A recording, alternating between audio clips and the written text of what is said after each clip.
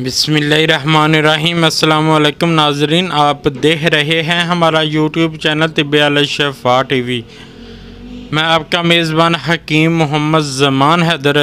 नाज़रीन, आज बात होगी, ये जो गला है, ये गला दर्द करना शुरू हो जाता है,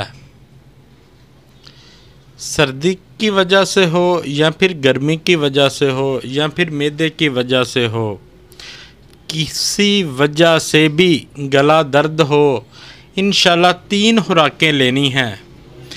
3 बार ये जुशांदा बना लें, इंशाल्लाह गले की दर्द ख़त्म हो जाएगी। क्या लेना है नाज़रीन? 3 पत्ता तेज़पात, 3 पत्ता तेज़पात, 1 ग्राम अजवैन देसी, हस्बे ज़रूरत नमक, बस 3 चीज़ें हैं। इसको 3 कप पानी लें, खूब जोश दें, खूब जोश दें।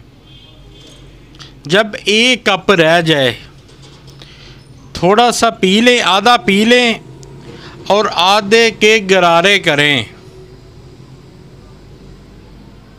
आधा ये जुशांदा पी लें और आधे जुशांदे के गरारे करें।